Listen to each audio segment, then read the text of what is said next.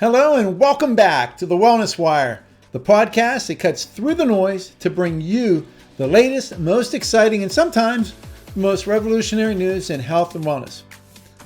I'll be your host, Dr. Ray, and I'm here to explore the cutting edge of science through a lens of profound respect for the body's innate intelligence. I am a health professional, but this is my personal opinion. It's for educational purposes. This is not medical advice. But get ready, because today's episode is a game changer. We're going to take a look at 4 studies over this past week, and we're going to tie them all together at the very end. So we're going to pull back the curtain on the world's most popular weight loss drugs, and I'm going to reveal the hidden costs that they don't advertise. So we'll uncover a dietary secret that can help you lose twice as much weight without eating less. And then we'll journey to the very frontier of brain health, to a discovery that could actually rewrite our entire understanding of Alzheimer's disease. So this isn't just a list of headlines. This is a story. It's a story about the difference between suppressing a symptom and then building true resilient health really from the ground up. So settle in, open up your mind, and let's get wired for wellness. So let's take a look at our first study, and we're going to start with a story that sort of everyone's talking about. And I think it's crazy, but it's these GLP-1 drugs like Ozempic, Wegovy. They're hailed as a miracle, a revolution in weight loss, which, by the way, they're not. If you haven't seen my video in the GLP-1s versus wellnesstechnologies.ai, it'll open up your mind. I mean, it's crazy because I'll give you just the real brief version of that. Basically, GLP-1s, people think that they're so fast. They're actually slow. They're risky. They're temporary. And they're outrageously expensive. All right? And there is far, far, far better ways. But anyway, let's go back, because let me tell you, there's millions of people are taking these, and and here's the thing.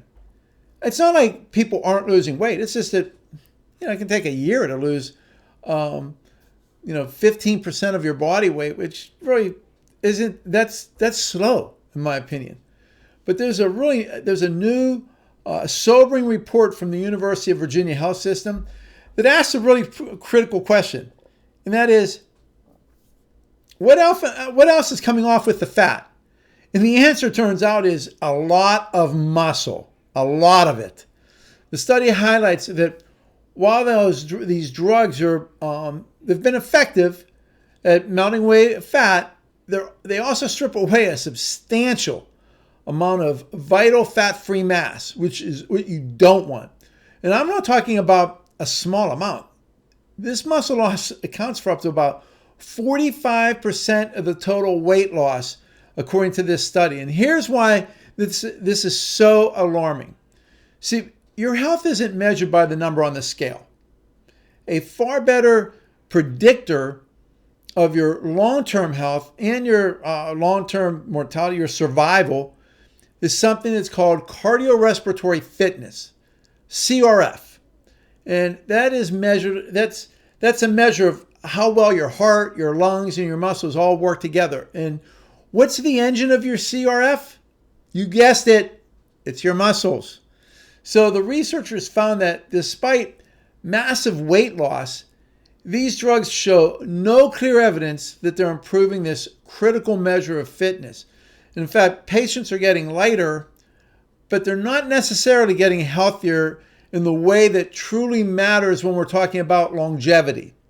In fact, one researcher even noted that the patients told him that they felt like muscle was just slipping away from them. And so that's why practitioners like myself, who utilize wellnesstechnologies.ai, which I am a licensee with our company Weight Loss Direct, use a professional grade body composition analysis scale along with remote patient monitoring. So with our programs, you're gaining water, but you're losing fat into the cell. So you want those cells to be hydrated like a healthy grape, not shriveled up like a raisin. And what you're going to see is, in what we measure, you'll see that the fat-free mass as a percentage increases, not decreases. And now let's look at this from our unique perspective. The body has an innate intelligence. It's inborn intelligence. So that when you lose weight through a healthy means, when you're the proper diet, the right foods, the right exercises, when you're balancing these metabolic pathways, when you're supporting the body intelligently remodels itself. So it preserves and even builds essential muscle while it's shedding this excess fat. But these drugs, they act like a chemical sledgehammer. Basically they're trying to force a metabolic outcome. In this case, weight loss. They're basically breaking some metabolic pathways. So they're overriding the body's innate wisdom. So they don't provide the signals to protect what's vital in the body. It's a classic case of treating the symptom, the excess weight, while potentially creating a new, and in this case, a more insidious problem. And that is a decline in functional health. So you're trading one issue for another issue. This isn't a partnership with the body. It's literally a hostile takeover of your metabolic controls. And it really begs the question, is there a better way? And I can tell you this, what we're doing, I think is way, way better with wellnesstechnologies.ai. But even in the second study over the past week, it even turns out, yeah, there is. And in this one, it wasn't even it's not a drug. It's basically dinner. What they found in this research study, and this was some stunning research out of the University College London, and it provides sort of the perfect counterpoint to the whole Ozempic story. And the researchers set up a really nice experiment. They took two groups of people. They put them on two different diets for 8 weeks. Both diets were nutritionally identical. So they had the same calories, the same fat, the same proteins, carbs, fiber, everything. They were perfectly matched according to national healthy eating guidelines. Questionable on that. We'll go through it. But the only difference, one diet consisted of minimally processed whole foods. And even that, when they talk about whole foods, they had things like overnight oats, but they also had like homemade spaghetti that was on there. But the other one was made of ultra processed foods. So they would have like lasagna ready meals, breakfast bars, but it all came out to be about the same nutritional, the same macronutrients. But here's the key. Participants could eat as much as they wanted from their provide meals, but the results that they got were just crazy. The group eating the minimally processed food lost twice as much weight as the group on the ultra processed diet. And then even more importantly than that, the weight that they lost was fat and excess water with no change in muscle mass. So the group that was eating the whole process, the whole foods, or I should really say lightly processed foods, there wasn't a change in muscle mass, and they got healthier, they got stronger, and they got leaner. And the group that was eating the processed foods, they were losing muscle mass. They were, it's the same thing we just talked about. So what's going on here? If the nutrients are the same, why would there be such a huge difference? And this is what I talked about earlier. It's the body's innate intelligence in action. So when you eat real, minimally processed foods, your body knows exactly what to do with it. So your hunger, satiety, the intricate systems that tell you when you're full. So everything works perfectly. So your body naturally regulates its intake because it's receiving the right information. And that's one of the things. When you do the wellnesstechnologies.ai weight loss programs, you see people, they're not hungry, they feel great. It's a big difference. But the ultra processed foods, they're like sort of like static on the line. They're engineered textures, they're synthetic ingredients. These all confuse our biology. And I've talked about this before, that the longer the foods have been on the planet and have been with mankind, the better our body does with this. But when you have these synthetic foods, they bypass our natural sense of fullness. They lead to you eating more. They even found that cravings went down significantly on whole food diets. By the way, another side reference on this, that there are companies, there's the one company, Genomics, that companies would send their food to them and they would engineer to affect your brain to make you want that food, to make you enjoy that food more. So they're using technology basically to break your metabolic pathways, to make you want to gain it. It causes you to gain weight. It causes you to want their foods. It causes you to want to eat their foods. See, you weren't. Here's the thing. What they found out was that cravings went down significantly when you were eating whole food diets because you weren't fighting your body. Your body was working with you. And this study proves it's not just about what you eat, but what was done to your food before you ate it. All right, so let's go to the third study. And this idea of looking at the body's systems, its defenses and its borders, takes us from our waistline all the way to the most protected organ in our entire body. And what is that? The brain. For decades, we've viewed Alzheimer's as a disease of the neurons, the brain's thinking cells. So we thought that the problem started deep inside the brain. So it went from inside out. But this is, and I find this very interesting, and I'll go through why. There's a revolutionary new study from Gladstone Institute in UC State, San Francisco, University, California, San Francisco. And it turns out that the idea about that it goes from the inside out may not be true.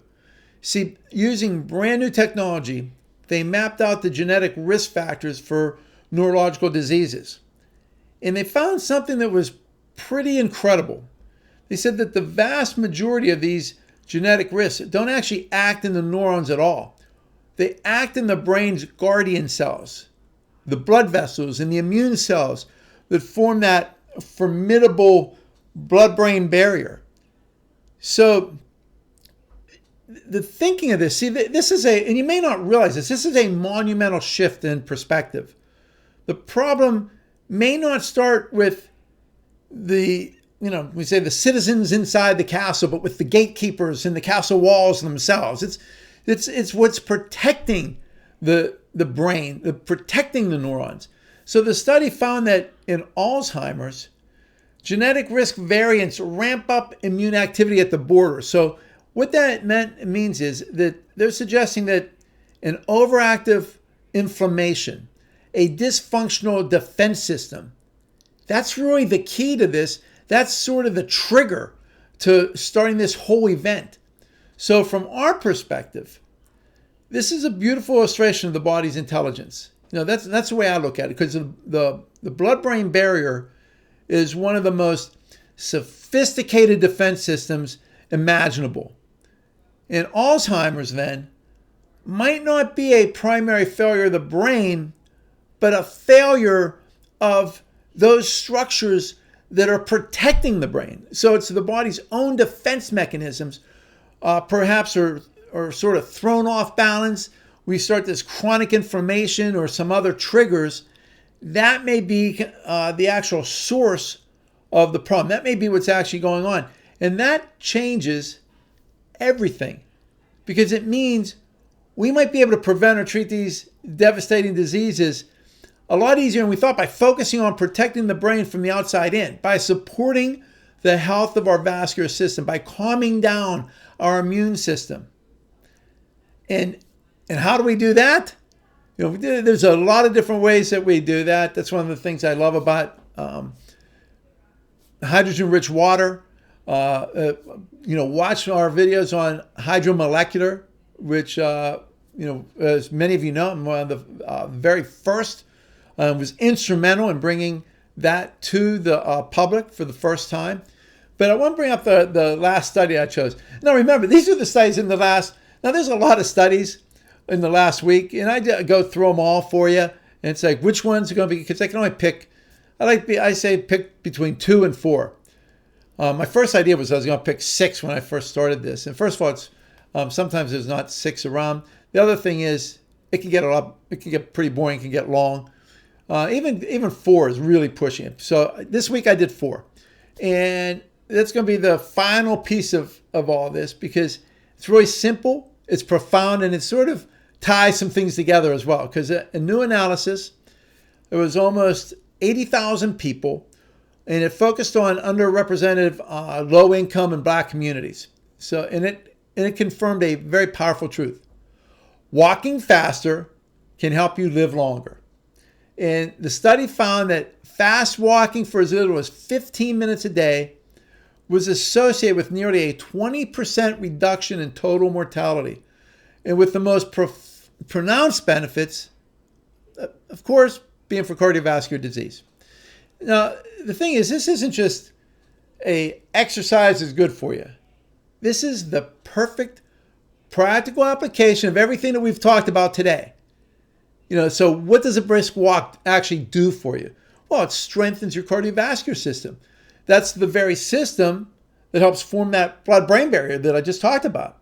It helps it helps your body manage blood sugar. It helps your body utilize these blood sugars more efficiently. So it's creating that metabolic health that the processed food study showed is so crucial. It helps preserve and it helps build muscle directly, counteracting those dangerous side effects of the weight loss drugs. So fast walking isn't just a drug that forces a single outcome. It's a foundational activity that supports the body's entire intelligent, interconnected system. It sends a signal of health and that helps you resonate throughout your whole body, your muscles to your heart, all the way to the guardians of your brain that we spoke about. So the message today is clear. Don't chase a number on the scale at the expense of your strength. Don't get fooled by these healthy labels on boxes of highly processed foods. You got to look at these things. Instead, you need to focus on building a body that is fundamentally resilient. Feed it real food that the body can understand, move it in the way that it was designed to move, support its incredible intelligent defense systems, give it the things that are going to help build the body. Don't just fight disease. Build a body that's too strong for disease to take hold. All right, I thought today's studies were pretty neat because I was looking through them, like which ones I'm going to pick for the week, and it seemed like they all came together. So that's all for today's Wellness Wire. I hope today's journey has left you as inspired as I am. If this episode made you think, please share it with somebody that you care about. We need to get this information out there. Please subscribe so you never miss another one of these programs. We have programs daily, but this is our weekly dose of wellness wisdom research. So until next time, be well, stay curious, and trust the incredible intelligence that's within your body. Boom! We're unleashing a health revolution with food pharmacy and wellnesstechnologies.ai.